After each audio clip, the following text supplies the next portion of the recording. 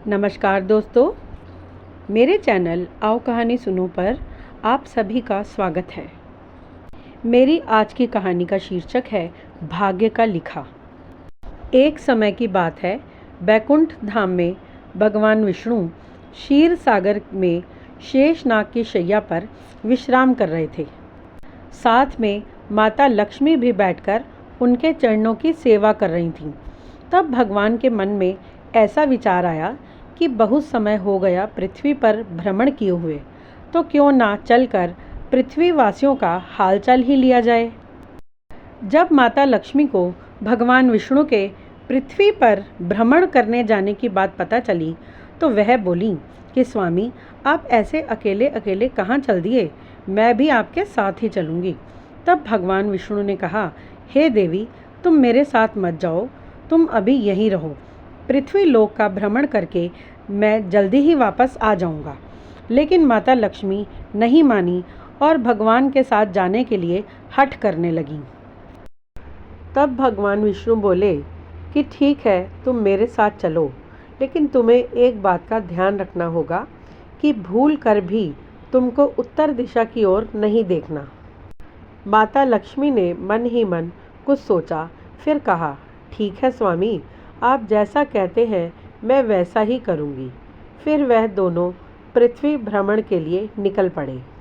उस समय पृथ्वी पर बरसात का मौसम था, इसी कारण पृथ्वी पर चारों ओर हरियाली छाई हुई थी और मौसम बहुत ही सुहावना लग रहा था।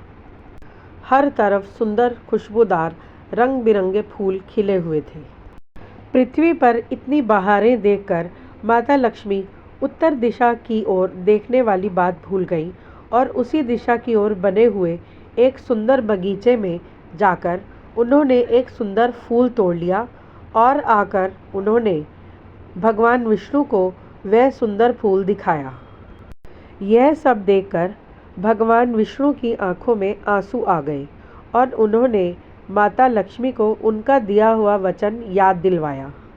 भगवान विष्णु ने माता लक्ष्मी से कहा कि देवी, आपने बिना पूछे उस माली के बगीचे से फूल तोड़ा है, यह तो चोरी है। अब आपको इसका प्रायश्चित करना होगा। माता लक्ष्मी ने कहा कि हे स्वामी, सचमुच मुझसे भूल हो गई और अब मैं इसका प्रायश्चित करने के लिए भी तैयार हूँ। कहिए मुझे क्या करना होगा। तब भगवान विष्णु ने कहा कि देवी, अब आपको इस गरीब माली के घर 3 वर्ष तक उसकी नौकरानी बनकर रहना होगा। माता लक्ष्मी ने कहा, ठीक है स्वामी, मैं ऐसा ही करूँगी। तब माता लक्ष्मी ने एक गरीब कन्या का रूप धारण किया और उस माली के घर जा पहुँची। उस माली का नाम माधव था।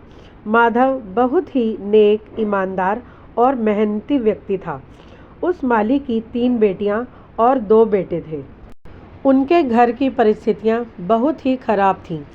माँ लक्ष्मी जब गरीब कन्या का रूप धारण करके उस माली के पास काम मांगने के लिए पहुंची, तब माधव ने उस कन्या को अपने घर में रख लिया। माधव बोला कि मैं तुमको अपनी पुत्री के समान ही रखूँगा और जो भी रूखा सूखा हम खा रहे हैं वह तुमको भी मिलेगा। अब धीरे धीरे माधव के घर की परिस्थितियाँ बदलने लगी। दोस्तों, आखिर महालक्ष्मी का साक्षात वास उस माली के घर में हो गया था, तो ऐसा तो होना ही था। एक समय ऐसा भी आ गया जब वह गरीब माली अपने राज्य का एक प्रसिद्ध फूलों का व्यापारी बन गया और उसके सभी कष्ट दूर हो गए। अब 3 वर्ष भी बीत चुके थे और माँ लक्ष्मी के वापस बैकुंठ धाम जाने का समय भी आ गया था। भगवान विष्णु ने माँ लक्ष्मी को वापस बैकुंठ लाने के लिए दिव्य विमान भेजा। तब माता लक्ष्मी ने माधव तथा उसके पूरे परिवार को अपने दिव्य रूप के दर्शन करवाए और कहा कि माधव, तुमने मुझे अपने घर में अपनी बेटी की तरह रखा, इसलिए मैं तुम्हें यह वरदान देती हूँ कि तुम्हारे घर में कभी भी धन दौलत की कोई कमी नहीं होगी और तुम्हारा पूरा परिवार सदा खुशहाल रहेगा। माधव और उसका पूरा परिवार माता लक्ष्मी के साक्षात दिव्य स्वरूप के दर्शन पाकर धन्य हो गया। तो आपने देखा दोस्तों, कैसे स्वयं भगवान विष्णु भी माँ लक्ष्मी के भाग्य के लिखे को नहीं बदल सके, क्योंकि भगवान विष्णु को यह सब पहले से ही पता था। इसलिए वे पृथ्वी पर आते समय माँ लक्ष्मी को अपने साथ नहीं लाना चाहते थे। लेकिन इधर उस गरीब माली माधव का भाग्य भी तो बदलना था। इसीलिए महालक्ष्मी उसके घर में स्वयं निवास करने के लिए आईं। इसीलिए कहते हैं कि कौन व्यक्ति हमें किस रूप में मिलता है, यह कोई नहीं जानता।